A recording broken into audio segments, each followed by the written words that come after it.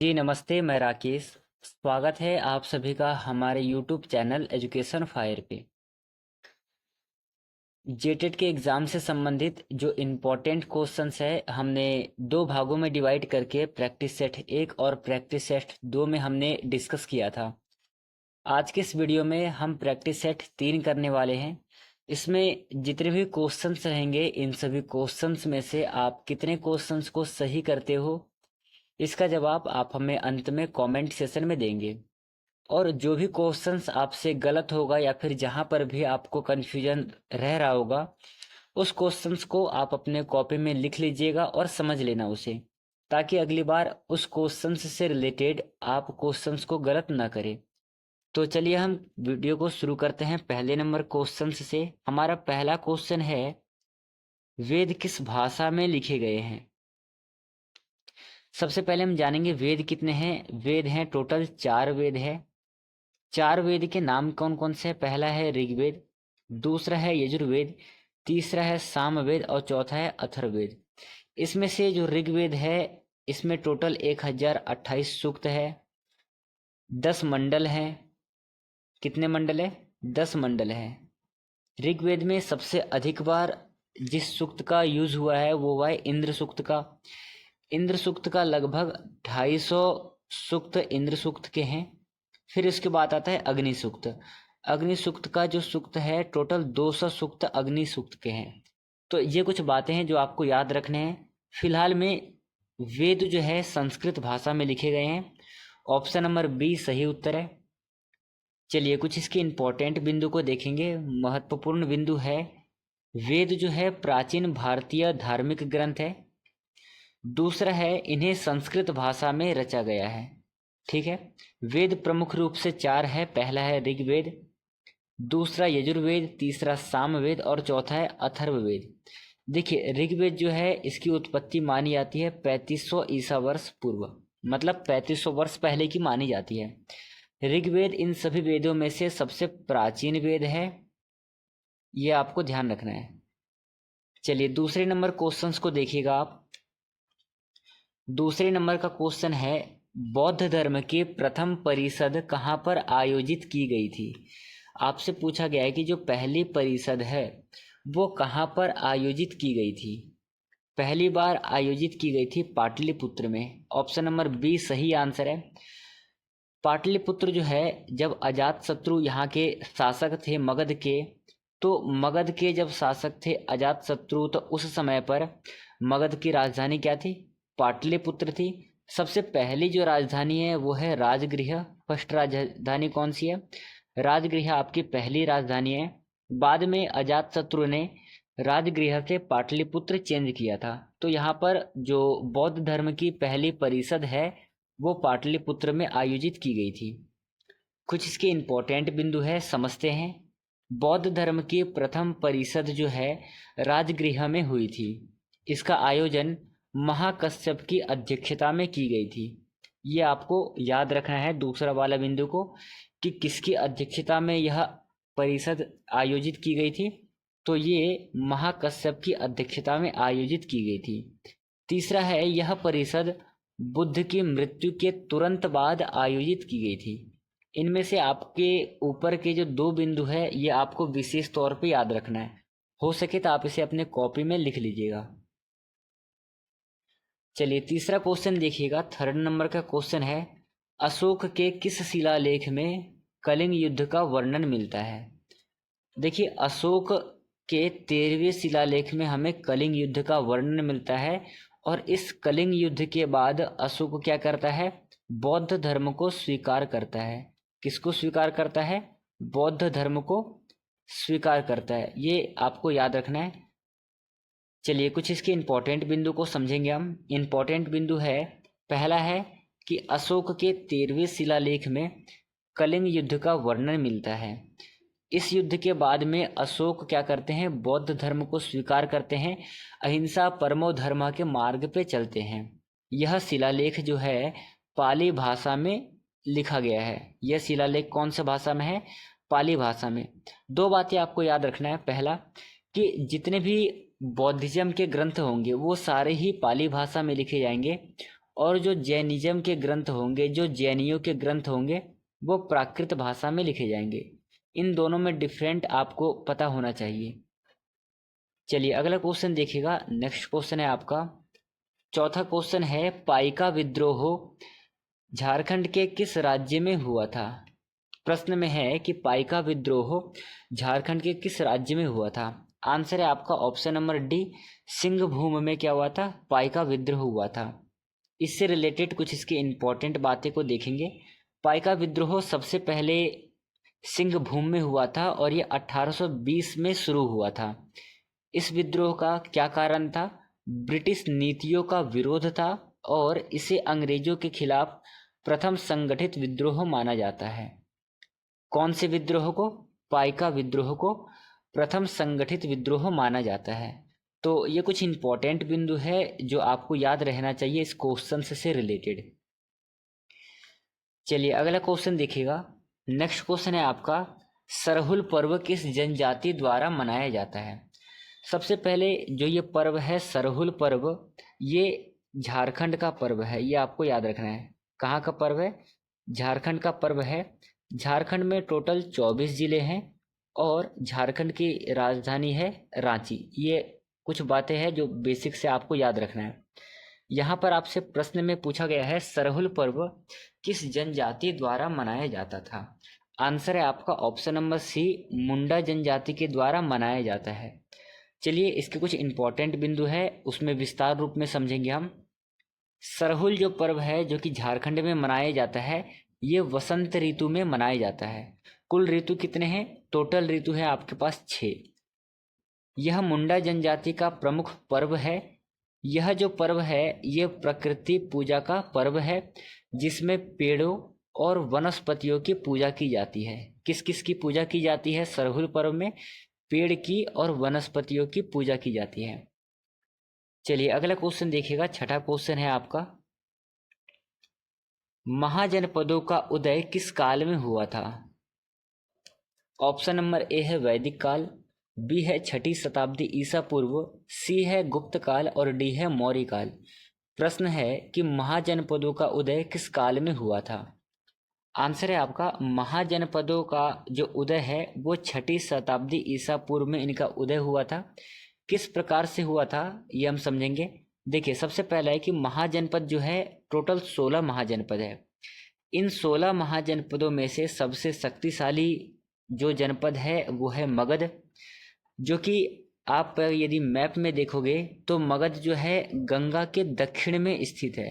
कहाँ पर है? गंगा के दक्षिण में मगध स्थित है। ठीक है, ये वैदिक काल के बाद में विकसित हुआ था। जो ये महाजनपद है ये वैदिक काल के बाद में विकसित हुआ था। चलिए अगला क्वेश्चन देखिएगा। 7वें नंबर का क्वेश्चन है आप सभी का, सिंधु घाटी सभ्यता का प्रमुख नगर कौन सा है? आंसर है मोहनजोदड़ो। ऑप्शन नंबर बी सही आंसर है। मोहनजोदड़ो से हमें क्या मिलता है? स्नानागार के प्रमाण मिलते हैं, स्नानागार के हमें साक्ष्य मिलता है। और स्नानागार भी ऐसा है जिसमें से कि 2 तरह से सीढ़ियां होती थी और यहाँ पर ऐसा समझा जाता है जब किसी विशेष अवसर पर क्या करते थे लोग यहाँ पर स्नान करते होंगे। तो ये कुछ बातें हैं बेसिक सा जो आपको याद रहना चाहिए। और इस क्वेश्चन से रिलेटेड कुछ इंपॉर्टेंट बिंदु है। पहला है, मोहनजोदड़ो सिंधु घाटी सभ्यता के सबसे महत्वपूर्ण स्थलों में से एक था। इसे हम क्या कहते हैं? मृतकों का टीला कहते हैं। किसे? मोहनजोदड़ो को हम क्या कहते हैं? मृतकों का टीला कहते हैं। यहाँ पर उत्कृष्ट नगर योजना पाई जाती है। ये तीनों ही बिंदु आपके एग्जाम के लिए इम्पोर्टेंट है, क्योंकि जो सीटेड है वो किसी रटने के बेस के आधारित नहीं है। सीटेड केवल आपके समझ का खेल है। आप जितना समझोगे उतने ही आपके लिए सीटेड क्या होगा? आसान होते जाएगा। चलिए अगला क्वेश्चन देखिएगा। इन बातों को ध्यान में रखते हुए अगला क्वेश्चन करिएगा आप। नेक्स्ट क्वेश्चन है, बौद्ध धर्म के संस्थापक कौन थे? नीचे आपको 4 ऑप्शंस दे रखे हैं। इन सभी ऑप्शंस में से बौद्ध धर्म के संस्थापक कौन थे? आंसर है आपका option number b, Gautam Buddha जो है बौद्ध धर्म के संस्थापक थे। गौतम बुद्ध के बचपन का नाम था सिद्धार्थ, ये आपको याद रखना है। ठीक है, क्या नाम था? सिद्धार्थ इनके बचपन का नाम था। गौतम बुद्ध जो थे वो शाक्य वंश के रहने वाले थे। किस वंश के थे? शाक्य वंश के थे। और इनका जन्म जो है लुम्बिनी में हुआ था, और लुम्बिनी जो है वर्तमान समय में नेपाल में है। चलिए कुछ इसके इंपॉर्टेंट बिंदु है, जैसा कि इन्होंने बता रखा है गौतम बुद्ध का जन्म लुम्बिनी में हुआ था, और मैंने अभी आपको बताया ये लुम्बिनी कहाँ पर है, वर्तमान समय में ये नेपाल में स्थित है। ठीक है, नेपाल में स्थित है। उन्होंने बौद्ध धर्म की स्थापना की थी। किसने? गौतम बुद्ध ने बौद्ध धर्म की स्थापना की थी, और बौद्ध धर्म में 4 आर्य सत्य और अष्टांगिक मार्ग का महत्व है। देखिए इन्होंने जो 4 आर्य सत्य दे रखे हैं ऑप्शंस में, ये 4 आर्य सत्य क्या है? जो जब गौतम बुद्ध को पहली बार बोधि वृक्ष के नीचे ज्ञान की प्राप्ति हुई, उन्होंने जब सारनाथ में पहला उपदेश दिया था, तो सबसे पहले उपदेश में उन्होंने 4 आर्य सत्य के ऊपर उपदेश दिया था, जिनमें से कि पहला जो आर्य सत्य था, उनका पहला टॉपिक था दुख के ऊपर था। तो ये कुछ बातें हैं जो आपको इस क्वेश्चन से रिलेटेड याद रखना है। चलिए फिलहाल में हम 9वें नंबर क्वेश्चंस को करते हैं। 9वां क्वेश्चन है, अशोक किस वंश से संबंधित थे? आंसर है आपका मौर्य वंश से संबंधित थे अशोक। मौर्य वंश के संस्थापक कौन थे? मौर्य वंश के संस्थापक थे आपके चंद्रगुप्त मौर्य। कौन थे साथियों मौर्य वंश के संस्थापक? मौर्य वंश के संस्थापक थे आपके चंद्रगुप्त मौर्य। ठीक है, चंद्रगुप्त मौर्य अशोक कौन है? देखिए अशोक जो है ये चंद्रगुप्त का पोता मान लीजिए, मतलब कि अशोक के दादाजी है चंद्रगुप्त मौर्य। अशोक के पिता की बात करें तो इनके पिता का नाम था बिंदुसार। ठीक है, ये आपको याद रखना है। चलिए इसके कुछ इंपॉर्टेंट बिंदु को समझेंगे। इंपॉर्टेंट बिंदु है, अशोक जो है मौर्य वंश के तीसरे नंबर के सम्राट थे। पहले नंबर के सम्राट थे चंद्रगुप्त मौर्य, दूसरे नंबर के सम्राट थे आपके बिंबिसार, और तीसरे नंबर के सम्राट थे सम्राट अशोक। कलिंग युद्ध के बाद उन्होंने बौद्ध धर्म को स्वीकार किया था, और कलिंग युद्ध का जो वर्णन है वो आपके 13वें शिलालेख में है, ये आपको याद रखना है। अशोक के शिलालेख भारतीय इतिहास के महत्वपूर्ण स्रोत है, ये आपको याद रखना है। चलिए अगला क्वेश्चन करेगा 10वें नंबर का क्वेश्चन है कि हड़प्पा सभ्यता का प्रमुख व्यापारिक केंद्र कौन सा था? मैंने आपको कई बार बता चुका हूं मैं कि हड़प्पा सभ्यता का जो व्यापारिक केंद्र था वो था लोथल, और लोथल की बात करें तो ये वर्तमान समय में गुजरात राज्य में स्थित है। कहाँ पर स्थित है? गुजरात में स्थित है। गुजरात की राजधानी है आपका गांधीनगर, ये भी आपको याद रखना है। चलिए कुछ इसके इंपॉर्टेंट बिंदु को समझेंगे। इंपॉर्टेंट बिंदु के रूप में है, लोथल जो है गुजरात में स्थित है। इसे सिंधु घाटी सभ्यता का प्रमुख बंदरगाह माना जाता है। यहाँ से सील और मोती बनाने के सबूत मिले हैं। किस किस चीज़ों के सबूत मिले हैं? एक तो सील के और दूसरा मोती बनाने के सबूत मिले हैं। चलिए अगला क्वेश्चन देखिएगा, ये आपके एग्जाम के लिए इंपॉर्टेंट क्वेश्चन है। संथाल विद्रोह किस वर्ष हुआ था? ऑप्शन नंबर ए है 1842, बी है 1855, सी है 1837 और डी है 1857। प्रश्न में पूछा गया है संथाल विद्रोह किस वर्ष हुआ था? आंसर है 1855 में संथाल विद्रोह होता है।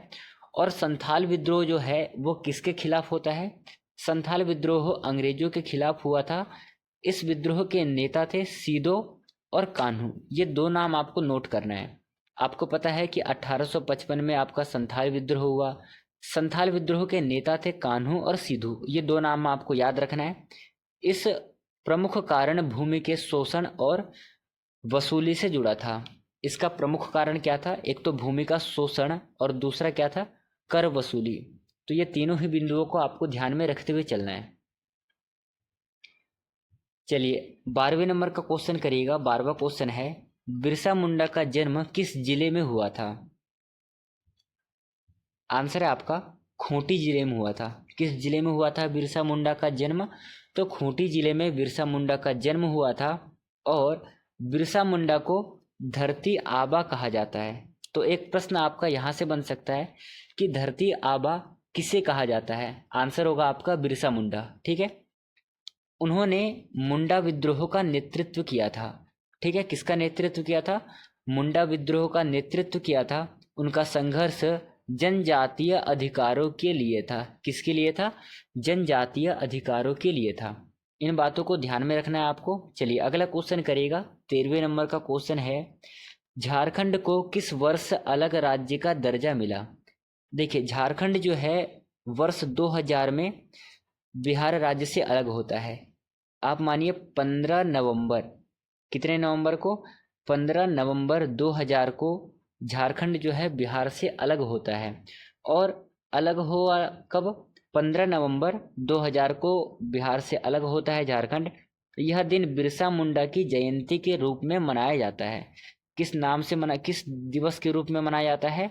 बिरसा मुंडा जयंती के रूप में मनाया जाता है। इस राज्य की राजधानी जो है रांची है। किसकी? झारखंड राज्य की। झारखंड राज्य की राजधानी है रांची। झारखंड में टोटल 24 जिले हैं, ये आपको याद रखना है।